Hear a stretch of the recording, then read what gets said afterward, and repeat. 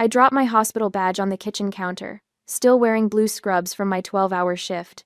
Every muscle aches, but Nina will be hungry.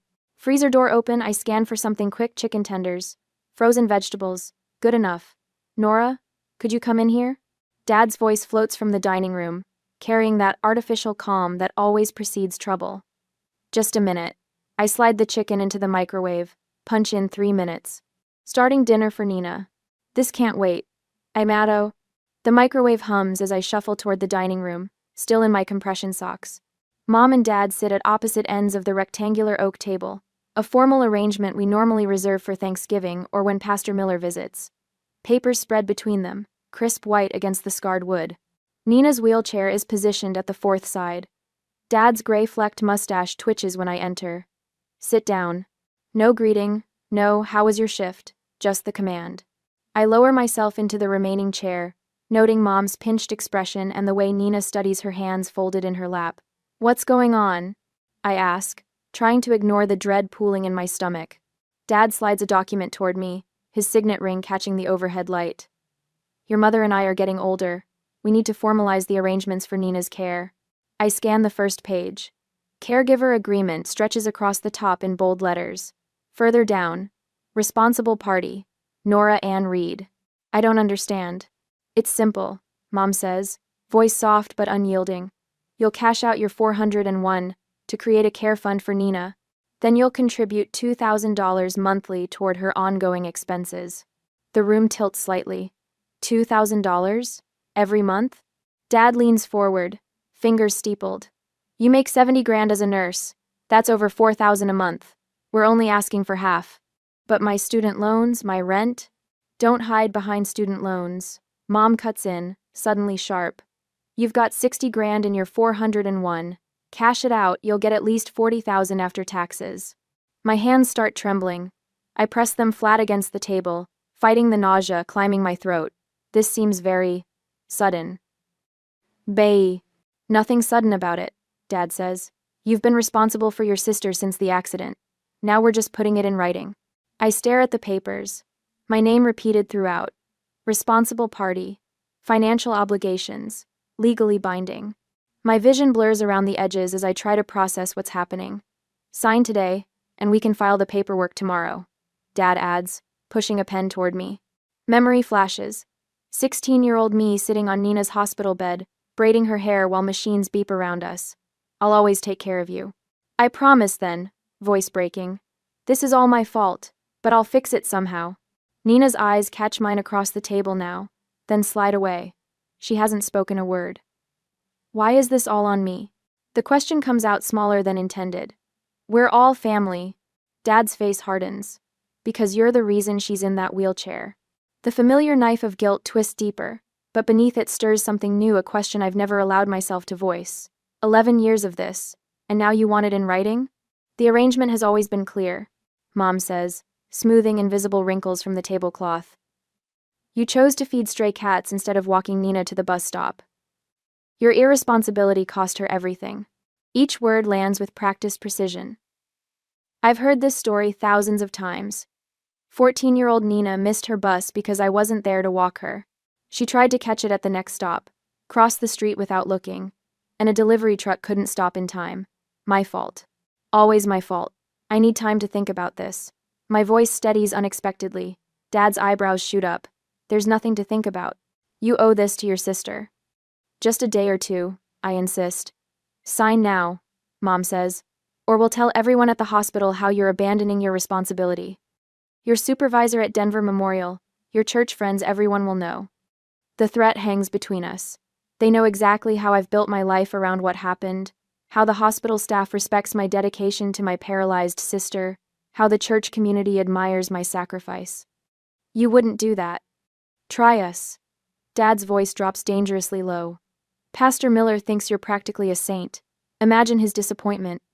Nina still says nothing, her wheelchair positioned perfectly to form a barrier between me and my parents. I reach for the pen, fingers trembling, hold it above the signature line. My entire future condensed to a single stroke of ink. Then I place the pen down gently. "I'll talk to you tomorrow." Dad starts to speak, but I'm already standing, legs unsteady beneath me. In my bedroom, I lock the door and sink to the floor, back against the wall. My hands shake too violently to text. I scroll through my contacts, finding a name I haven't called in years. The phone rings 3 times before she answers. Nora? Evelyn sounds surprised. It's been forever. Are you okay? The concern in her voice breaks something loose inside me. Tears flow freely now as I struggle to explain. They want everything I have. My retirement, my paycheck. I don't know what to do. Slow down, Evelyn says, lawyer mode activating. Start at the beginning. Tell me exactly what happened. Between sobs, I explain the ambush, the papers, the threats. Evelyn listens without interruption, then asks the question that stops my breath. Nora, have you ever seen the actual police report from Nina's accident? No, I whisper, memories rearranging themselves like puzzle pieces. They handled everything. I was 16, devastated. They told me what happened. Silence stretches between us before I voice the thought forming in the darkest corner of my mind. What if it wasn't my fault after all? Oh. The coffee shop buzzes with quiet conversation, a sanctuary far from my parents' reach. 3 days since their ambush, and my hands still tremble holding the ceramic mug. Steam curls upward, disappearing like the life I thought I knew. Evelyn slides into the booth across from me, briefcase thudding against the wooden table. Gone is the college friend with wild curls and infectious laughter. This Evelyn wears a tailored charcoal suit, hair pulled back in a sleek ponytail, eyes sharp with purpose. You look terrible, she says, no cushioning. That's the Evelyn I remember. 12-hour shifts plus avoiding my family will do that. I attempt a smile that feels more like a grimace. Haven't been back to the house except to sleep since, you know. She unlatches her briefcase with twin clicks. I found the police report. The words hang between us like a physical thing. I stare at the manila folder she places on the table, its edges crisp and official, containing either my imprisonment or my freedom. How bad is it? My voice comes out small, childlike. Evelyn doesn't answer immediately. Instead, she opens the folder, turns it to face me. Read it yourself. The black type blurs before my eyes. Location of accident: Westridge Road in Maple, 3.8 miles from our neighborhood. Time: 3:42 p.m. Vehicle involved: 1,998 Honda motorcycle.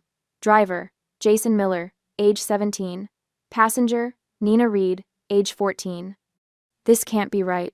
I flip through the pages, scanning witness statements. This says she was on a motorcycle with some boy, miles from where I fed the cats. Keep reading. Evelyn's voice remains steady. Witness testimony jumps out at me.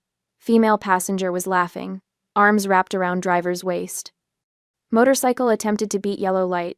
Delivery truck had green signal when collision occurred, but they told me she missed her bus because I wasn't there. That she was trying to catch it at the next stop when my throat closes around the words. They lied, Nora. Evelyn's fingers cover mine, warm and solid. They lied about everything. The coffee shop walls seem to tilt and sway. 11 years of guilt. 11 years of sacrificed dreams, of working double shifts, of apologizing with every breath for a crime I never committed. Nina was joyriding with her secret boyfriend. Evelyn continues, voice low. Jason Miller, captain of the JV basketball team. Your parents forbade her from seeing him, remember? Too old, too wild. Memories resurface, Nina whispering on the phone late at night, mysterious text messages, sudden interest in basketball games. Details I'd forgotten, buried under years of atonement. Multiple witnesses confirmed it. Evelyn flips to another page. Nina skipped the bus entirely that day to meet Jason. They were heading to the lake when they ran the light. My stomach heaves. I bolt for the bathroom, barely making it before emptying my breakfast into the toilet. Cold sweat beads on my forehead as I rinse my mouth, staring at my reflection hollow-eyed, pale, a ghost formed of other people's lies. When I return, Evelyn has ordered me fresh tea. The police report waits, inexorable as Judgment Day. The hospital records, I whisper, lowering myself carefully into the booth, the ones I wasn't allowed to see because I was too emotional. They knew from the beginning, didn't they? Evelyn nods, her lawyer face on. I spoke with the nurse who was there when Nina was brought in. Your parents immediately started constructing the narrative.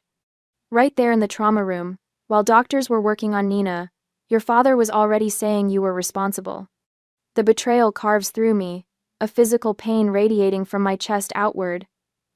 Why would they do this to me? Money, initially, then control. Evelyn pulls out more documents. Your grandmother left you $20,000 when she died, remember?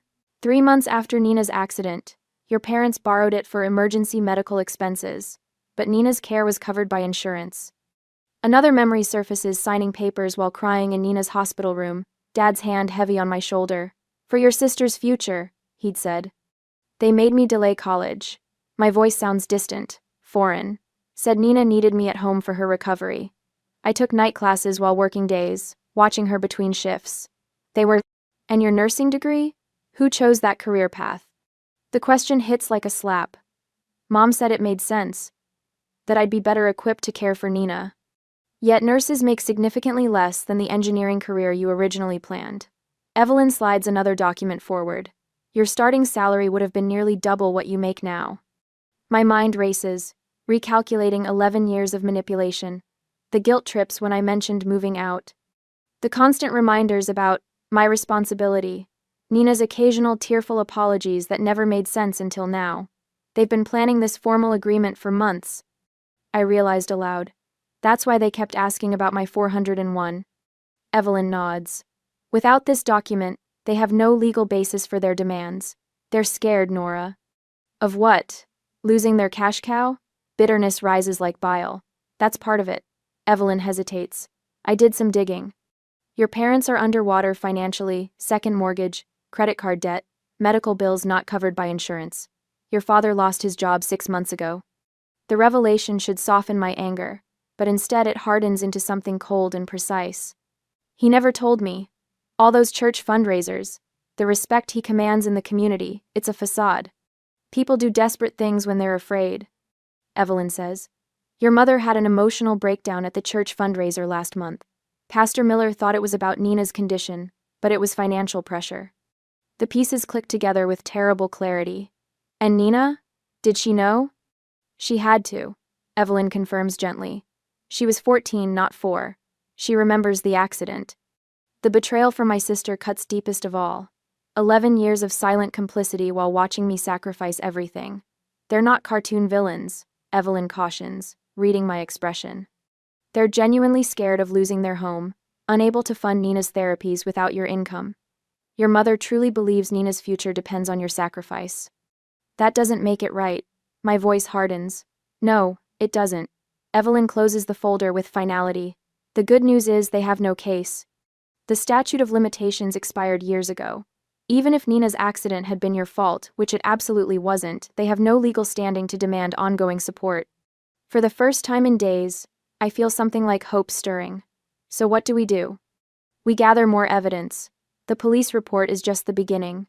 Evelyn ticks off points on her fingers. We need witness statements, Nina's ex, boyfriend's testimony, your Aunt Laura who overheard your parents at the hospital. Jason Miller still lives in Denver. I recall suddenly. He coaches basketball at Westridge High. Perfect. And I know someone else who can help. Evelyn pulls out her phone. Marcus Bennett, investigative journalist specializing in family frauds. He broke that story last year about the couple who faked their child's illness for donations. The magnitude of what we're planning finally hits me. This will destroy my family. Evelyn's gaze softens slightly. Your family destroyed itself the moment they decided to sacrifice your future for their convenience. But this isn't about revenge, Nora. It's about freedom, yours and Nina's. I stare at the police report, at the truth concealed for 11 years. Will Nina hate me for this? She might initially. Change is terrifying, especially for someone dependent on others. Evelyn reaches across the table, her hand warm over mine. But you don't have to face this alone anymore. You have me, Marcus, your aunt. People who want the truth. For the first time in 11 years, the weight on my shoulders lightens incrementally. The path ahead remains daunting, but no longer impossible. Okay, I say, straightening my spine. Let's do this.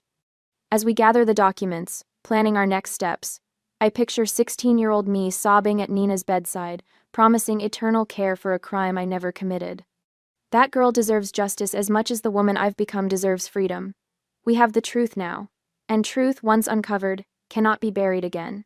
That same day, I located Jason Morgan's profile on social media, my finger hovering over the message button. His life appears perfectly ordinary wedding photos, with a brunette in a lace dress, 2 small children with his square jaw, a suburban home with white columns. Nothing suggests he carries the same burden I do. Are you sure about this? Evelyn asks, peering over my shoulder at the laptop screen. No, but what choice do I have? I click the button and type a simple message. Were you with Nina the day of her accident? My phone buzzes within minutes. A local number I don't recognize. Nora? It's Jason. I got your message. His voice sounds deeper than I remember, but with the same slight hesitancy. I've been waiting 11 years for this call. My heart hammers against my ribs. What do you mean?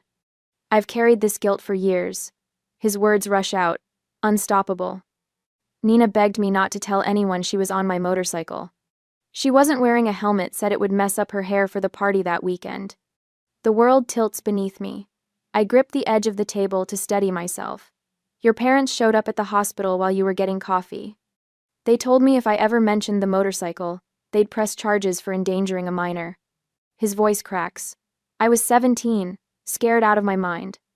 When they started telling everyone about the bus stop and the stray cats, I just went along with it.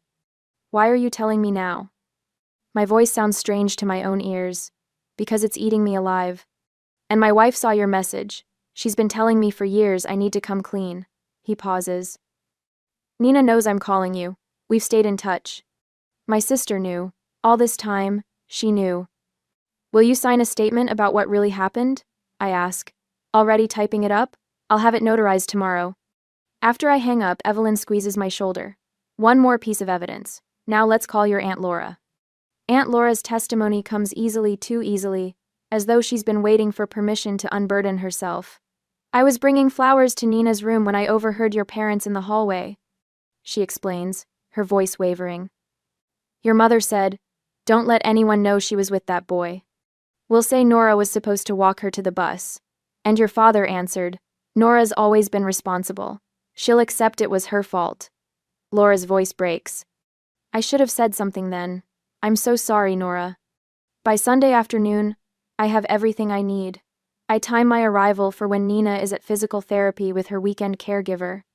The living room seems smaller somehow as I stand before my parents, police report clutched in my hand. Dad looks up from his newspaper, eyes narrowing at my expression. What's going on? I know the truth about the accident, I say, my voice steadier than I expected. It happened miles from the bus stop, on Jason's motorcycle. The color drains from Dad's face. His hands clench the armrests of his recliner, knuckles white. Mom recovers first. We were protecting Nina from scandal. You were old enough to handle the responsibility. She says it like it's reasonable, like destroying one daughter to protect another makes perfect sense. You made me believe I destroyed my sister's life. My voice doesn't rise, but something in it makes them both flinch. For 11 years, I've carried that guilt. Dad leans forward, desperate. It doesn't change your obligation to your sister. I never abandoned Nina, and I never will. The words come from someplace new inside me, a place that's been buried under years of manufactured guilt. But I'm not signing those papers. Not tomorrow, not ever. I turn and walk out, back straight, head high. The front door closes behind me with a quiet click that feels more final than any slam. Evelyn waits in her car at the curb, engine running. Her eyes widen when she sees me. You look 10 pounds lighter. The tears come then, sudden and overwhelming, not tears of pain but of release, as though my body is shedding years of accumulated poison. It worked. I manage between sobs. They admitted everything. This is just the beginning, Evelyn says, pulling away from the curb. We're going to set things right. My phone buzzes with a text from Aunt Laura. My guest room is ready whenever you need it. I should have spoken up years ago. Then Marcus calls with news. I've been looking into your parents' finances. There's evidence they've been using your contributions for their mortgage, not just Nina's care. This is exactly the kind of family fraud case that needs exposure. As we drive away from the house where I've been imprisoned by guilt for more than a decade, I watch it shrink in the side mirror. For the first time, I allow myself to wonder, do I push forward now, or give them time to come clean on their own? The answer forms clearly in my mind. No more time. No more lies. I need to talk to Nina when she gets home from therapy. My sister needs to know that I've discovered the truth, and that I don't blame her for staying silent all these years.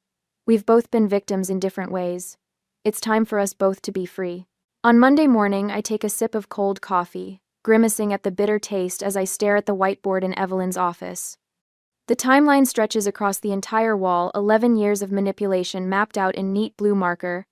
Each sticky note represents a moment when my parents leveraged my guilt to extract money, time, or emotional support. We need to anticipate their next move, Evelyn says, capping her marker. Her crisp pantsuit and steady voice ground me as I try to process the magnitude of what we're uncovering. They won't just roll over now that you've confronted them with the police report. The fluorescent lights hum overhead as I nod, forcing myself to look at the board with clinical detachment. My nursing training kicks in, assess the situation, identify risks, develop a plan of action. Martin always counterattacks when cornered. I say, pointing to incidents in 2018 and 2021. Here, when I questioned why my inheritance from Grandma went to Nina's treatments, he told Pastor Miller I was becoming bitter about my Christian duty. And here, when I tried to move to my own apartment, he claimed Nina had a medical setback that required round-the-clock care. Marcus enters with a stack of manila folders, setting them on the conference table with a solid thump. His investigative journalist instincts have proven invaluable over the past week. You were right about the financial angle, he says, opening the top folder. I tracked your contributions against Nina's medical expenses for the past 5 years. Less than 40% of what you gave them actually went to her care. Number 9. My stomach tightens as I scan the spreadsheets. Where did the rest go? Mortgage payments, credit card bills, a fishing boat purchased 3 years ago. Marcus taps a highlighted section. And this is interesting, they've been making payments to a vacation timeshare in Florida since 2020. The betrayal stings fresh, but I push the emotion away. This isn't about hurt feelings anymore. It's about systematic fraud. We're building this case exactly like we would for a patient safety investigation. I tell them, falling back on familiar professional territory, documentation, pattern recognition, witness statements. Evelyn nods approvingly. That's exactly right. Emotional confrontations won't work with manipulators this skilled. We need to dismantle their control systematically. Over the next few hours, we organize our evidence with military precision. Jason's written account of the accident, and the threats my parents made afterward. Financial records showing the pattern of misappropriation. Medical records revealing treatments that were billed but never happened. I feel a strange calm settling over me as we work. For years, I've approached my family situation with guilt and fear. Now I'm analyzing it with the same clear-eyed focus I bring to complicated patient cases. Marcus taps his pen against the table. The insurance angle is particularly concerning. There are several claims filed for Nina's equipment that never materialized. That crosses into potential fraud territory. I've spoken with 3 of your colleagues at Denver Memorial, Evelyn adds. They've provided statements about your exhaustion from carrying this double burden. Dr. Harriman was particularly supportive, said he's watched you fall asleep, standing up during 12-hour shifts after being up all night with Nina. The office phone rings, startling us. Evelyn answers, her expression shifting as she listens. Yes, she's here. I see. We'll review it immediately. She hangs up and turns to me. Your parents have hired Patricia Lambert. The family support attorney? Marcus frowns. That's a serious escalation. Evelyn nods grimly. My assistant just received a formal demand letter. They're citing moral obligation and threatening to petition for guardianship of Nina if you don't comply with their financial demands. My hands begin to shake, the first crack in my professional detachment. Patricia Lambert has a reputation for aggressive litigation in family support cases. The thought of a legal battle sends panic coursing through me. Can they do that? Take guardianship of Nina? No, Evelyn says firmly. But they're counting on your fear to make you fold. Legal fees alone could drain what savings you have left. Marcus studies my face. You okay? I take a deep breath, steadying myself. The initial shock recedes, replaced by a surprising clarity. They're trying to scare me because they know I have the truth. I look between my allies, determination hardening inside me. How far are they willing to go to maintain this lie? The answer hangs unspoken in the air between us. My parents have spent 11 years constructing an elaborate deception. They've manipulated our entire community. They've stolen my money, my time, my peace. They won't surrender easily, but neither will I. 3 days after gathering more evidence, I spread the documents across Evelyn's polished mahogany conference table, each piece of evidence meticulously labeled and organized in chronological order. The police report sits at the center, its official letterhead a stark reminder of the truth I was never allowed to see. "This is everything?" Evelyn asks, reviewing our preparation checklist. "Every scrap of evidence from the last 11 years. I adjust my reading glasses, still unaccustomed to their weight after years of neglecting my vision for more pressing concerns. These are the new documents, plus the old ones that we found, including Jason's sworn statement about the motorcycle accident, Nina's medical records showing treatments that never happened, and bank statements tracking where my money actually went." Marcus enters with a thick manila folder. His investigative journalist precision has proven invaluable over these weeks of preparation. "I found something." He places a document on the table. "Your parents applied for a second mortgage 6 months ago, using your signature." My stomach clenches. I never signed anything. "Exactly." He points to the signature line. "It's a forgery. The bank's forensic document examiner confirmed it yesterday." Evelyn nods, adding the document to our evidence binder. This moves beyond emotional manipulation into criminal territory. I study the forged signature, recognizing Dad's distinctive pressure points. Even his forgeries bear the imprint of his controlling nature. "I've filed the restraining order against your parents." Evelyn continues. "That should prevent further harassment while we complete our preparations." The whiteboard behind her displays our timeline: 11 years of systematic manipulation, reduced to bullet points and arrows. Something about seeing it visualized this way strips away the emotional haze that clouded my judgment for so long. Nina's medical records were the final piece, I say, tapping a folder containing documents from 3 different specialists. Half the treatments they claimed my money paid for never happened. The physical therapy center has no record of the intensive sessions they described at church fundraisers. Marcus whistles softly. "This isn't just a family squabble anymore. It's financial fraud." "We're not just exposing a lie," I say, my voice steadier than I expected. "We're dismantling a decade of fraud." "For my another way." My phone vibrates against the table. Hospital administration. I hesitate before answering. Nora Reed speaking. "Miss Reed, this is Melissa from HR. Your immediate presence is requested regarding serious allegations about your professional conduct." Ice spreads through my chest. "What allegations?" "Your father called our ethics hotline this morning. He claims you've been stealing prescription medications to sell for personal profit." The accusation steals my breath. I place the phone on speaker so Evelyn and Marcus can hear. "I'll be there in 30 minutes.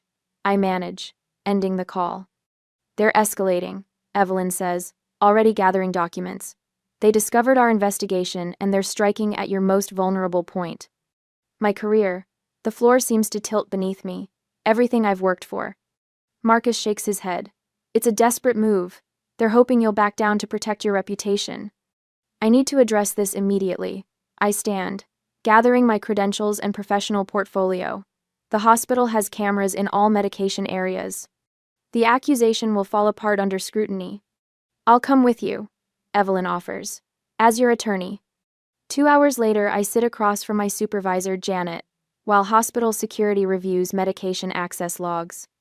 The tension in my shoulders eases as Janet studies the documentation. "These allegations have no merit," she concludes, closing the file. "Your dispensing record is impeccable, Nora. I'm sorry you're going through this family situation." In the parking lot afterward, Evelyn squeezes my hand. "You handled that perfectly. Professional, composed, nothing like the panicked reaction your parents expected." "Should I confront them now?" I ask, watching the afternoon sun glint off hospital windows. "Or wait until our case is airtight?" Back at Evelyn's office the following morning, we convene for our final strategy session. The evidence binders stand ready, each document tagged and indexed. Marcus has assembled a multimedia presentation displaying the timeline of manipulation. "I've contacted everyone who witnessed their manipulation over the years," Marcus reports. "Former neighbors, church members, even Nina's doctors who received conflicting stories about her care." The financial evidence alone is enough to shut them down completely, Evelyn adds. The forged mortgage application gives us significant leverage. I study the assembled materials, the culmination of weeks of methodical work. The transformation feels almost physical, the constant weight of guilt replaced by clarity of purpose. We're ready, I say, my voice steady. It's time to end this. On Wednesday next week, doorbell chimes, pulling me from my thoughts as I smooth the wrinkles from my navy slacks. My phone buzzes with a text from Evelyn. We're in position. Stay calm. These past weeks have felt like training for battle, gathering evidence, building legal arguments, documenting years of manipulation.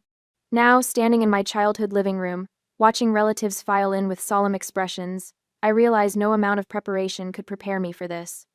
Mom gestures everyone toward the dining room, transformed into what can only be described as a tribunal.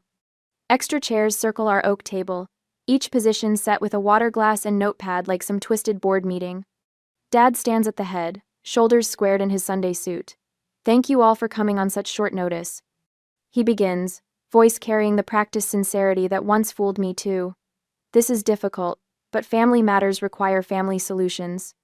I scan the faces Uncle Robert and Aunt Patricia, Mom's sister Grace, two elders from church, Pastor Miller with his Bible placed precisely before him, and a silver-haired man in an expensive suit who must be their attorney.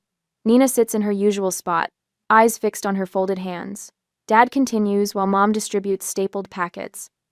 For those who don't know, Nora has been responsible for Nina's care since the accident 11 years ago. Recently, she's decided to abandon that responsibility. The accusation lands like a physical blow, exactly as intended. Shocked murmurs ripple through the room. That's not what's happening, I interject, but Dad raises his hand. Please, let me finish. His voice drops, thick with manufactured emotion. We've covered Nina's expenses as best we could, but Martin's health issues have made working full-time impossible. First lie, he was fired for poor performance. Mom takes over seamlessly, opening a binder of medical bills. These are just from the past 6 months.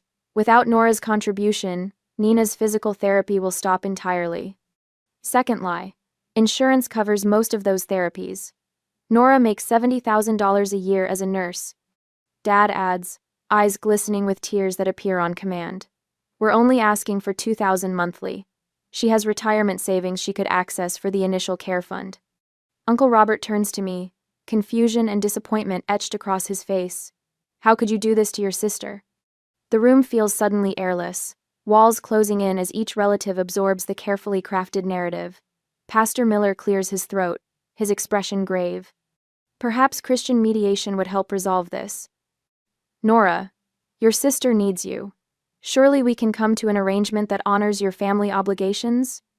The attorney slides papers toward the empty space before me. I've drawn up a simple caregiver agreement. Once signed, we can ensure Nina's needs are met properly. Every eye turns expectantly toward me. This is exactly what they wanted. Public pressure, moral judgment, the weight of community expectation forcing my compliance. Nina remains silent, her continued muteness interpreted as confirmation of their story. My phone vibrates again in my pocket, the signal we arranged. I rise slowly, surprising myself with how steady my voice sounds. Before anyone signs anything, I'd like to introduce someone. On cue, the doorbell rings. Mom frowns, clearly annoyed at the interruption of their perfectly orchestrated intervention. Who could that be? She asks, suspicion edging her tone. My attorney. I answer simply, watching her face pale. And a journalist who's been helping me investigate what really happened 11 years ago. Dad's hand tightens around his pen. This is a private family matter. It stopped being private when you invited the church elders and your lawyer. I walk to the front door without waiting for permission. Evelyn enters first, every inch the professional in her charcoal suit, followed by Marcus with his recorder and press credentials visible. Behind them, Aunt Laura steps in, Mom's youngest sister, who worked at the hospital when Nina was admitted. What is she doing here? Mom demands, rising from her seat. Supporting the truth, Aunt Laura replies, moving to stand beside me. Pastor Miller looks bewildered as Evelyn introduces herself. I'm Evelyn Carter, representing Nora Reed. I understand you've been discussing a caregiving agreement under false pretenses. This is absurd, Dad sputters, his practiced composure cracking. Nina has been paralyzed for 11 years because Nora failed to walk her to the bus. Everyone here knows the story. That's the story you told, I correct him, feeling strangely calm now that the moment has arrived. But it's not what happened, is it, Dad? Marcus sets up his recorder at the table's edge. Martin and Diane Reed. I'm Marcus Bennett with the Denver Chronicle. I've been investigating your financial arrangements regarding your daughter's care. Mom's face contorts with fury. How dare you bring strangers into our home to attack us? After everything we've done for Nina. After everything you've done? The words escape me as a harsh laugh. You've spent 11 years making me believe I destroyed my sister's life. You took my college fund, my inheritance from Grandma, and half my paycheck every month while telling me it was my responsibility. The room falls silent, relatives exchanging uncomfortable glances.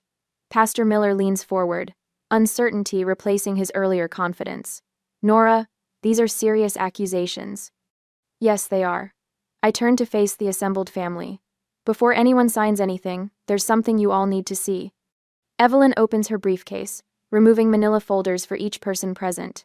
I catch Nina's eye across the table, seeing fear, and something else, perhaps relief. Nina, I say softly, after 11 years, don't you think it's time for the truth? Tears fill her eyes as she looks up, her fingers white-knuckled around the wheels of her chair. The folder before her contains what the others don't, photographs of her with Jason on his motorcycle, taken the morning of the accident. I've carried this for so long, she whispers, barely audible. Evelyn places the final folder in front of Pastor Miller. The police report, witness statements, and financial records documenting 11 years of systematic fraud. The accident happened 3.8 miles from the bus stop, on a motorcycle with Nina's boyfriend against her parents' rules. Uncle Robert opens his folder, color draining from his face as he scans the documents. This says the accident had nothing to do with missing the bus. Nothing whatsoever, I confirm, watching my parents' carefully constructed world begin to crumble. They lied to everyone, including me, from the moment Nina arrived at the hospital. Aunt Laura speaks up, her voice trembling slightly. I was there that day. I overheard Martin telling Diane to make sure no one knew Nina was with that boy on the motorcycle. They created the bus stop story before Nina even went into surgery. Pastor Miller turns to my father, shock evident in his expression. Is this true, Martin? The silence stretches, thick and suffocating, as the assembled family members turn to my parents, waiting for a denial that doesn't come. My mother's lips press into a thin, bloodless line. My father's jaw works soundlessly, his carefully constructed persona shattering under the weight of documented truth. Nina's voice breaks the silence, small but growing stronger with each word. I skipped the bus to ride with Jason. Mom and Dad always said Nora would be blamed because she was supposed to be watching me. Her eyes meet mine across the table. I let them do this to you. For 11 years, I stayed silent. The tears I've been holding back threatened to fall, but I blink them away. This isn't over yet. I'm sorry, Nina. I reached toward her, not quite touching. I would have helped you anyway. You never needed to lie. We all need to review these documents carefully, Pastor Miller says, his earlier certainty replaced by grave concern. Marcus steps forward, recorder in hand. I'd like to ask a few questions about the church fund that was established for Nina's treatments. The atmosphere in the room shifts palpably, fear giving way to the first stirrings of accountability. My parents, once so confident in their manipulation, now sit frozen as their elaborate construction begins its inevitable collapse. I remain standing, supported by allies who helped me uncover the truth, finally ready for whatever comes next. I stayed quiet out of shame. Nina bursts into tears, her tears streaming freely now. I begged Jason not to tell anyone. I was 14 and scared of getting in trouble. Her hands grip the wheels of her chair as she moves closer to the center of the room. When Mom and Dad blamed Nora, I was too terrified to contradict them. And then it just continued, year after year. Her voice breaks. I let you carry this burden for 11 years. I'm sorry. The transformation in the room is immediate and complete. Uncle Robert's face hardens as he looks at my father.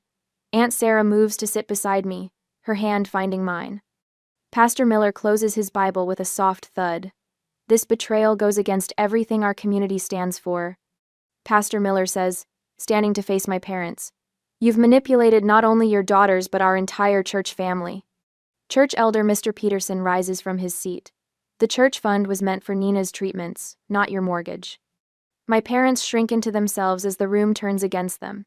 The power that once allowed them to control my life through guilt and manipulation evaporates in minutes.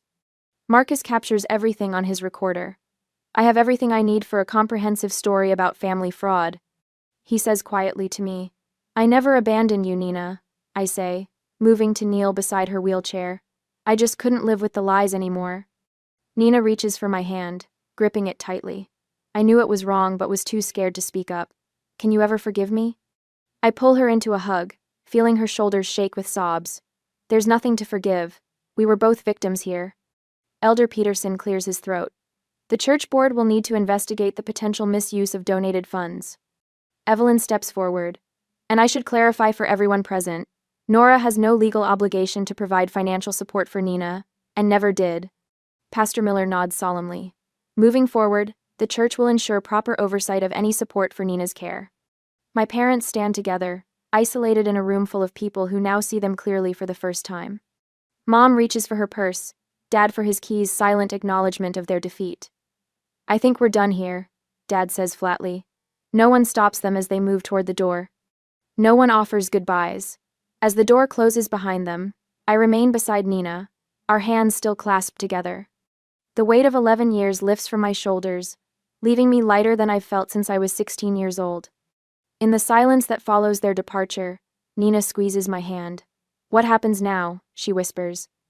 I look around at the people who stood with me today, Evelyn with her legal brilliance, Marcus with his investigative skills, Aunt Laura with her belated but crucial truth, Pastor Miller with his moral clarity. Now, I tell her, we start over. With the truth. The sunlight streaming through the window catches Nina's tears, but for the first time in 11 years, they shine not with guilt or shame, but with hope. 3 weeks after the confrontation, I unlock the door to Nina's new apartment, pushing it wide as she wheels herself across the threshold. Sunlight streams through uncovered windows, painting golden rectangles on the hardwood floors. The space is modest but completely accessible, lowered countertops, roll-under sink, wide doorways, and a bathroom large enough for her wheelchair to turn around comfortably. Is this really mine? Nina's voice carries a wonder I haven't heard since we were teenagers. All yours. I set down the box I'm carrying. The insurance settlement covered the first year's rent plus the accessibility modifications. No more asking permission to adjust your living space. Nina wheels herself through the apartment, running her hand along the countertops. Her shoulders have straightened in recent days, the perpetual curve of apology gradually disappearing. Dad called me again last night, she says, stopping at the window overlooking a small community garden. He sounds desperate. They should be worried. I unpack dishes into low cabinets. Pastor Miller told me the church board started an investigation into the misused funds. And that's not counting the insurance fraud charges. Nina nods, a complicated mixture of emotions crossing her face. 11 years of lies unraveling in 2 weeks. My phone buzzes with a text from Evelyn.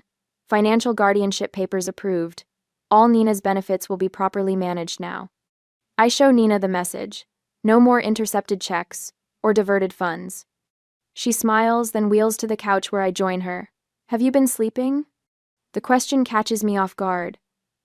Actually, yes. For the first time in forever. Last night I slept 8 uninterrupted hours without guilt-laden dreams of Nina falling or crying out for help. How about you? I keep waking up thinking I need to call them, then remembering I don't have to report to anyone anymore. She adjusts her position. Yesterday I applied for those disability benefits they always said I wouldn't qualify for. The ones they told you required my support to receive? Exactly those. She laughs, a sound I'd almost forgotten. Turns out I've been eligible for a decade. I open another box marked kitchen and begin sorting through utensils. I enrolled in the nurse practitioner program. Nina's eyes widen. The one you've talked about for years? Starting next semester. Without $2,000 leaving my account every month, I can actually afford tuition and a small apartment near campus. The golden afternoon light shifts as we continue unpacking. 3 nurses from my unit arrive with dinner and more boxes. Marcia, the charge nurse, who has watched me stumble through exhausted shifts for years, hugs me fiercely. We've started a rotating schedule to help Nina with anything she needs while you're in class, she says. The entire unit signed up. Nina accepts their embrace with tears in her eyes. I never knew how many people cared. After they leave, we sit together on her new patio as evening settles around us. Crickets chirp from the community garden below. Nina's apartment feels nothing like our parents' house. No heaviness, no walking on eggshells, no constant reminders of obligation. For years I thought caring meant carrying everyone's burdens, I say, watching a hummingbird dart among the potted flowers Marcia brought. Now I see it means helping people stand on their own. Nina reaches for my hand. I should have told you the truth years ago. We were both trapped in different ways. 6 months later, I stand before the whiteboard in Denver Memorial's Trauma Center, leading orientation for new nurses. My scrubs are the same blue, but everything else has changed. My small apartment near campus is filled with plants and books. My student loans are on a manageable repayment plan. Most importantly, the weight crushing my chest for 11 years has lifted. Remember, I tell the wide-eyed nurses, your first responsibility is to advocate for your patients. Sometimes that means standing up to family members who claim to know what's best. And, after my shift, I drive to Nina's apartment for our weekly dinner. She's mastered cooking from her wheelchair, and the smell of lasagna greets me at the door. How's the online program going? I ask, setting my bag down. 3 A's so far. Pride colors her voice. The disability advocacy course is my favorite. I'm helping 2 families navigate the system our parents exploited. We eat at her accessible table, discussing future plans rather than past mistakes. When she mentions our parents' latest attempt at reconciliation, I don't feel the usual twist of anxiety. I told them the same thing I always do. I say, I'll consider a relationship when they take full responsibility and make amends to the people they hurt. Nina nods. They're still talking about family obligation and forgiveness without acknowledging what they did. Their choice. I take another bite of lasagna. I don't need anyone's permission to create my own life anymore. On the 1-year anniversary of the confrontation, Nina and I drive to the city park where I used to feed stray cats as a teenager. The autumn leaves crunch under her wheelchair as I push her along the path to the small clearing where the feeding station once stood. Remember when I couldn't even look at cats without feeling guilty? I ask, helping her navigate a bumpy section of trail. Nina laughs. And now we're building a support network for families dealing with spinal cord injuries. The Reed Sisters Foundation launched last month with funding from a settlement with our parents' insurance company. We've already helped 3 families navigate medical systems without financial exploitation, providing grants for accessibility modifications and legal support to protect vulnerable patients. Later that evening, we attend Nina's physical therapy milestone celebration. She demonstrates her improved upper body strength by transferring from wheelchair to treatment table without assistance, earning applause from the gathered therapists and fellow patients. When asked to say a few words, Nina wheels to the center of the room. The heaviest burden wasn't my paralysis, she tells the group, her voice steady and clear. It was the lies. Watching her speak with such confidence, I feel a sense of completion. The truth hasn't just set us free, it's shown us who was really there for us all along. Not the parents who claimed exclusive rights to our loyalty, but the community that rallied around us when we finally spoke our truth. As we leave the celebration, Nina asks, do you ever wonder what would have happened if Evelyn hadn't asked about the police report? I consider this as we head toward the car. I think the truth would have found its way out eventually. It was too big to stay buried forever. What would you do if you discovered a family member had been lying to you for years? Would you confront them directly or gather evidence first?